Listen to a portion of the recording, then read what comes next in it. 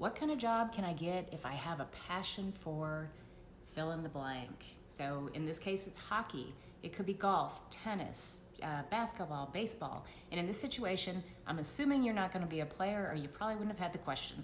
You've identified one of the 4 areas that you need to consider when you're thinking about a career path. And that first one is interests. What do you have a strong interest in? Because that's going to help you figure out what industry you might want to be in. But there are 3 other areas that you really need to consider, and that is skills, which will help you figure out what type of job you actually want within that interest. You're going to want to think about preferences, which are decisions that you're going to make within that job idea. And the last is your natural talents, and those are the activities that you enjoy doing within that role.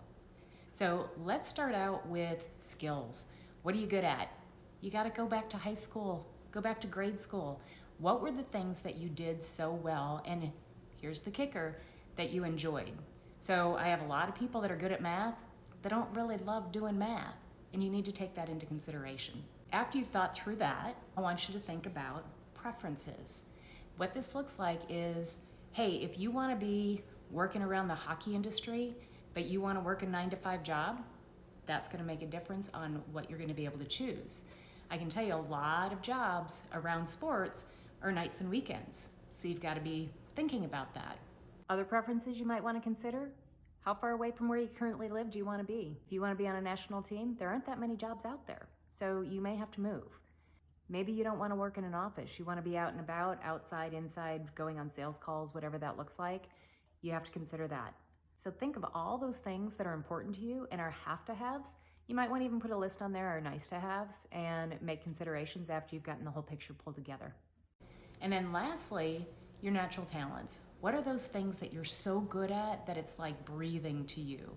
And for this, I actually use an assessment called the Clifton Strengths Assessment, which actually identifies those activities that you're so good at that you could do them in your sleep. Let's talk about the types of jobs that you can consider within, I'm going to use hockey, because that was the question.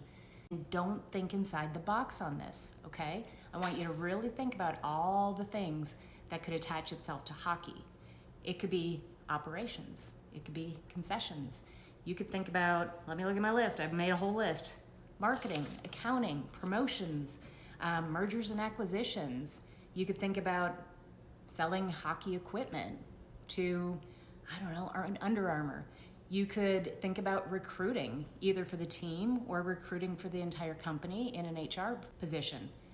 You could be a secretary, maybe a private secretary for one of the teammates. You could be a, what do they call it when you go out and you look for talent coach or talent, whatever, you know what I'm talking about, where you're out looking, if you're that good, looking for hockey players.